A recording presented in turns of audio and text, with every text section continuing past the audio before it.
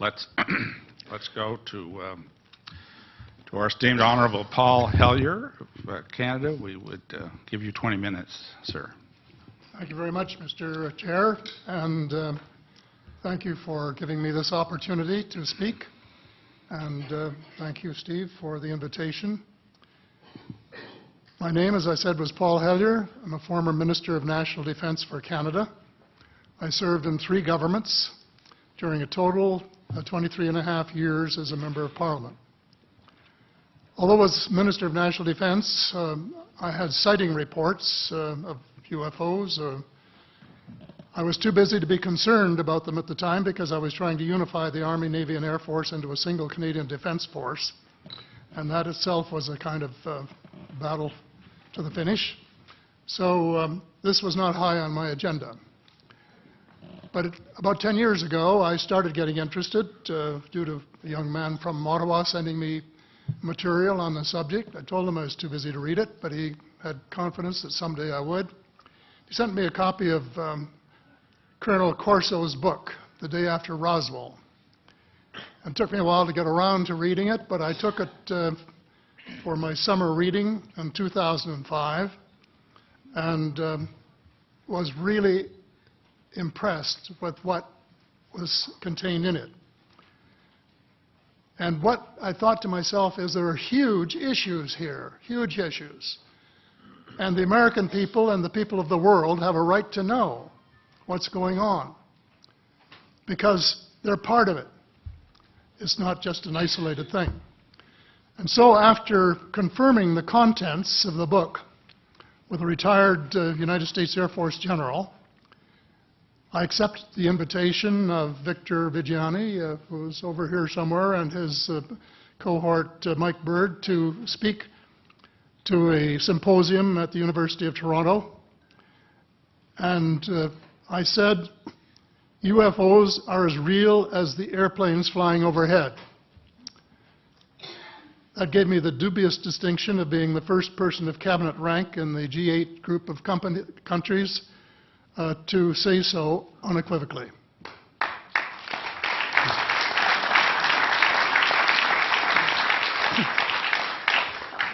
Since then, I've learned a lot from many sources, including a number of the fantastic witnesses that we have heard these last 4 days. They were so outstanding, I was just really blown away with them, the amount of information that was available.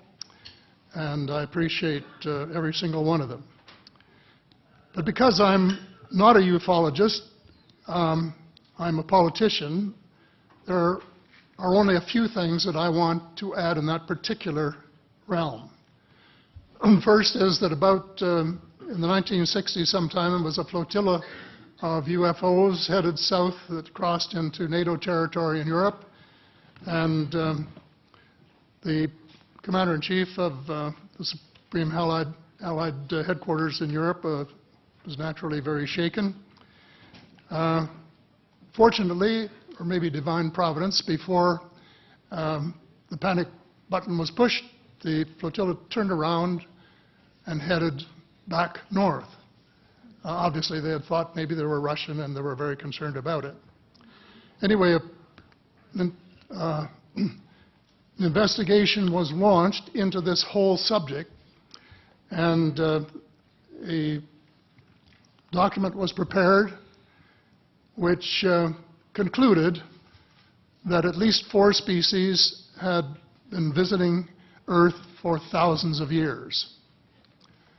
And this is my own view at this stage as well. So, except for that, there are just a couple of things that we've talked about that I'd like to refer to. And one was that we were referring to them as they until this morning when Linda Moulton Howe, I think she was the first one, actually named 3 different species. I have brought my latest book called Light at the End of the Tunnel, A Survival Plan for the Human Species, as an aide-memoire, and I name 5 different species here. I'm aware of more now. As a matter of fact, I saw a document just a few days ago that mentioned 20. and I think you, Mr. Chairman, were interested in some of the places they might come from. And I have in here Zeta Reticuli, R-E-T-I-C-U-L-I, Reticuli, the Pleiades, Orion, Andromeda, and the Altair star systems. So I don't think we can any more refer to them as they, because they're not an amorphous mass.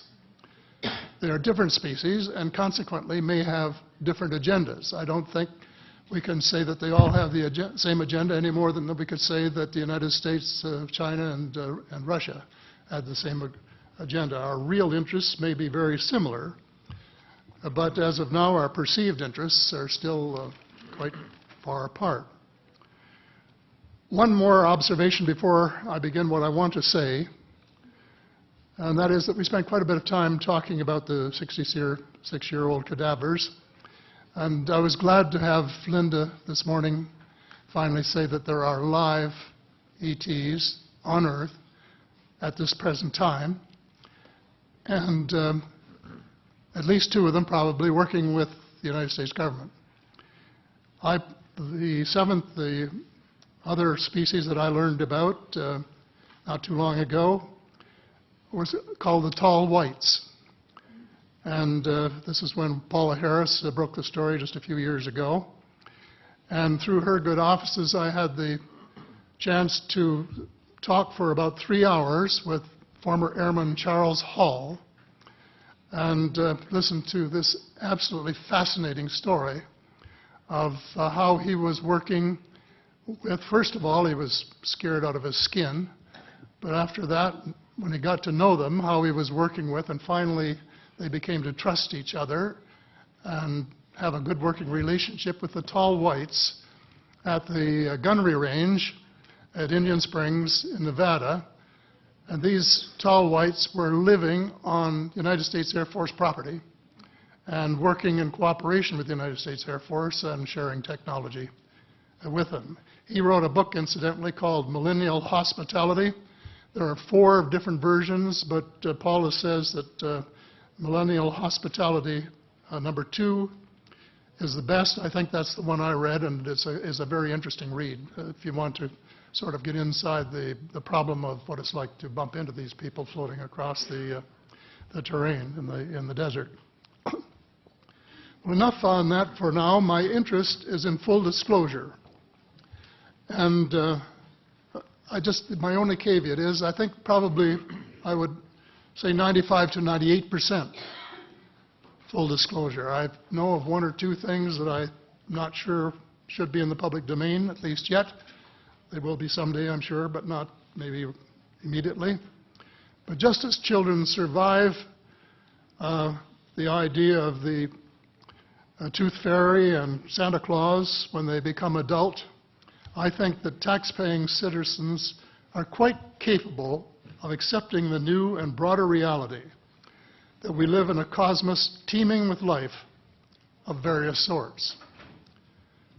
The fact that some other civilizations are more advanced than we are may be humbling, but that could be a necessary step in our survival.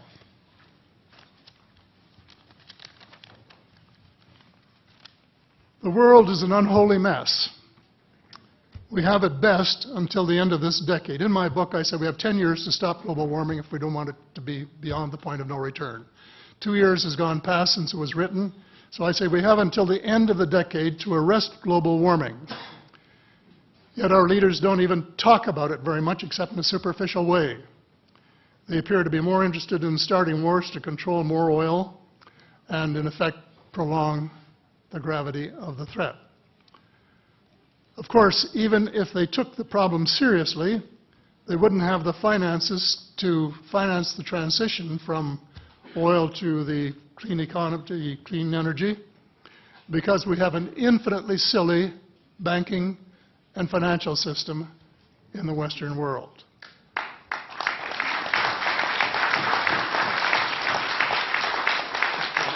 And the United States Congress, I regret to say, is partly responsible, and I'd be glad to elaborate on that later if you're interested. And finally, they need the technology for clean energy.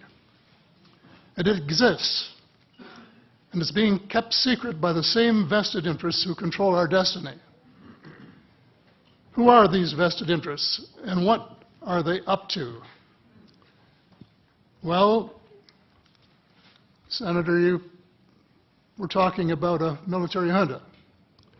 In my opinion, that is true, but I have broadened and deepened the definition to cabal, and the cabal comprises members of the Three Sisters: the Council on Foreign Relations, the Bilderbergers, and the Trilateral Commission, the International Banking Cartel, the Oil Cartel, members of various intelligence organizations, and select members of the military junta, who together have become a shadow government of not only the United States, but of much of the Western world. The Council on Foreign Relations is the oldest of the Three Sisters, and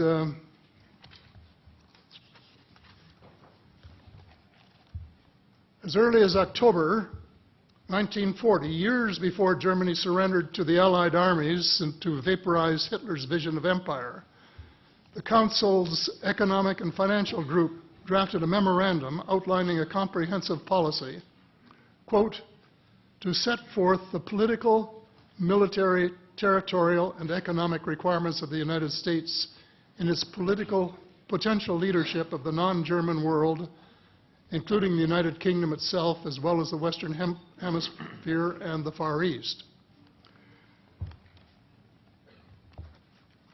The Council made absolutely no effort to disguise, where's that? Right next page, yeah. The Council made no effort to disguise the fact that the purpose of the Grand Area and later world hegemony was to support an expanding U.S. economy, to provide it with raw materials and markets for its products. This was labeled the national interest, quote unquote. It was equally clear that the national interest was the interest of the ruling elite, whose members comprised the Council. The real interests of the majority of rank-and-file Americans was never a factor in the equation. So,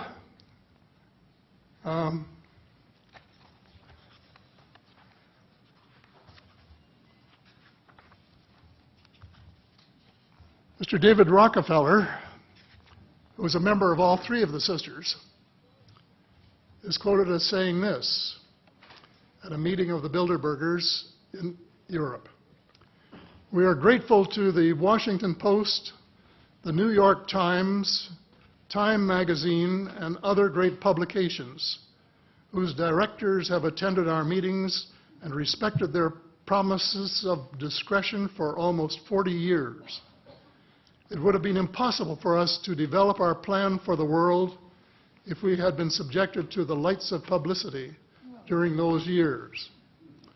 But the world is more sophisticated and prepared to march toward a world government. The supranational sovereignty of an intellectual elite and world bankers is surely preferable to the national autodetermination practiced in past centuries. He, of course, pretended he didn't say that, but the witness this is reported by Daniel Estulin, a thoroughly reliable reporter who has written the true story of the Bilderberger Group. And if you want to really get inside of what's been going on there for this long time, that's a good place to go.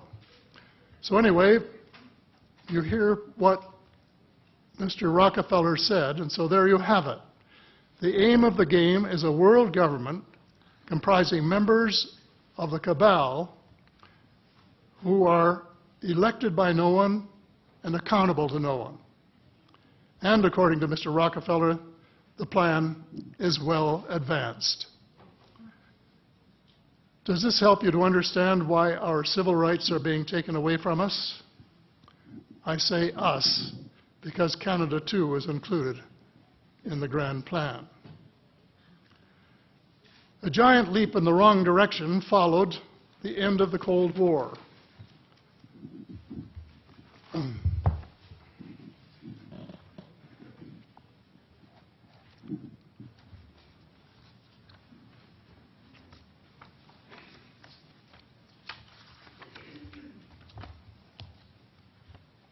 No one could have been happier than I was when the Berlin Wall came down on November the 9th, 1989. The elation on our side of the curtain was near universal, and very significant on the other side as one country after another regained its freedom. Nearly everyone believed that it was the dawn of a new era of peace and prosperity for people everywhere. There was much talk of a peace dividend. The prospects were dazzling in their scope and diversity. It was a unique and God-given opportunity for a new, braver, and fairer world. We blew it. We blew the chance of a lifetime to do good things. A small group of zealots undermined our golden opportunity to pursue peace, not war, and little did we dream that they had a vastly different vision of the new world order. Their plan, which is now commonly known as the Project for a New American Century, included preventive wars in clear violation of international law, regime change wherever and whenever the U.S. desires, and if they can get away with it without excessive casualties, and the establishment of a kind of economic and cultural hegemony with America acting as constabulary, quote unquote. That was their word, globally. This was to be accomplished without authority of the United Nations and without the restraint of existing international treaties. It would involve a military buildup unprecedented in peacetime history and could trigger an arms race, which is precisely the opposite of the peace dividend that the world had rightly looked forward to. The Machiavellian scheme involved secret police, the curtailment of civil liberties in defiance of the U.S. Constitution, and a moribund economy operating way below its potential. Exactly those features for which the Soviet Union was held in contempt. The initial draft of the document was so controversial when it was leaked to the New York Times that it had to be rewritten, but it was not changed very much, just the cosmetics, enough to make it politically acceptable. So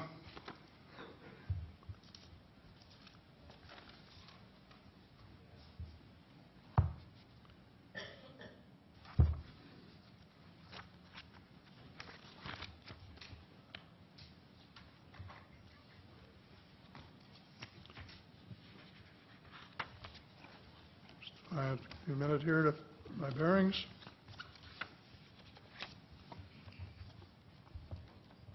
The document said this: well, it may have been easy to persuade President Bush to abandon his stated policy of not getting America more deeply involved in international affairs, but persuading the American people would be more difficult. Sophisticated Americans would question such a giant sea change in policy.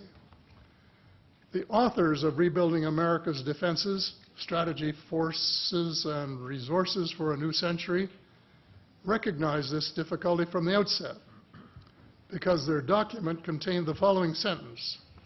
Further, I'm quoting, further, the process of transformation, even if it brings revolutionary changes, is likely to be a long one, absent some catastrophic and catalyzing event, like a new Pearl Harbor. Well, it wasn't too long before they got their catastrophic and catalyzing event. Terrorists struck the World Trade Center in New York and the Pentagon in Washington on September the 11th, 2011. And incidentally, they have removed the sentence about Pearl Harbor in the document that you could now get if you went to the internet to find it. Almost the whole world mourned. Canada mourned. The overwhelming majority of Muslims condemned the treacherous attacks.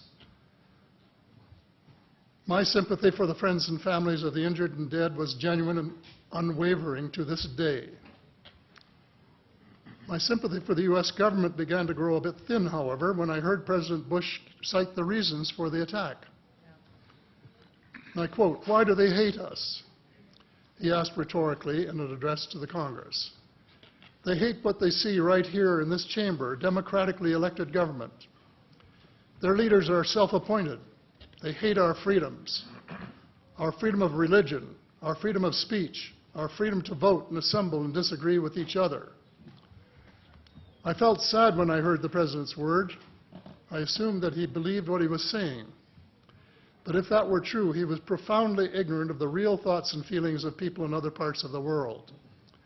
If he wanted to hear the truth, he should have listened to Osama bin Laden, who was well informed concerning the origins of the kind of fanatical hatred of the United States which has led to such treachery. This is his version of events. Every Muslim must rise to defend his religion. The wind of faith is blowing, and the wind of change is blowing to remove evil from the peninsula of Muhammad. Peace be upon him. As to America, I say to you and its people a few words. I swear to God that America will not live in peace before peace reigns in Palestine and before all the army of infidels depart the land of Muhammad.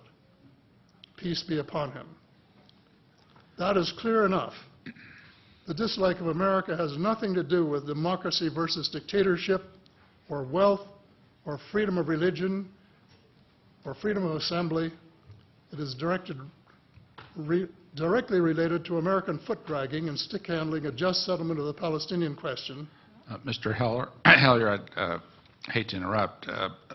Time has expired, but I'm very happy if the panel has no objection to allow another minute or two to finish your statement. How much time do you think you need to finish it? I think probably somewhere between 1 and 5 minutes, most. I think we'll give you 2 minutes to finish your statement, as much as I'd like to grant more. Thank you. Okay. In short, American foreign policy was the root of the conflict. So here we are more than a decade later fighting another war that can't be won. There is no country on earth powerful enough to protect its citizens against fanatical hate, as we learned from the Boston Marathon. And the mere attempt to pursue the impossible pits neighbor against neighbor and the state power structure against everyone. All of the freedoms won by the millions of men and women who fought and died in World War II are being flushed unceremoniously down the drain. The only hope of peace is a negotiated settlement. This will require a paradigm shift in American attitudes. It involves a de facto renunciation of the plan for a new American energy and the adoption of a pledge of cooperation with all humankind to build the kind of world which we are collectively capable of. Young people everywhere need to be challenged by a noble cause. They need to be involved in arresting global warming, creating a banking system that is just and sustainable, and lead the way in the transformation to the new reality that we have to live in harmony with our celestial neighbors, as well as seeking peace on earth. In a word, we have to become spiritual beings and practice the one tenet that the world's major religions have in common, and that is the Golden Rule. In this field, too, and I just want to read one paragraph at this time, if you'll allow me, Mr. Chair. Well, we will allow that, but there's only about 30 seconds, so I hope you can conclude it with that statement. Fast. Thank you. This is from the late Dr. John Mack, an American secular Jewish psychiatrist who became a world leader in interviewing abductees, or experiencers, as he called them, came to this conclusion in a startling book, Passport to the Cosmos.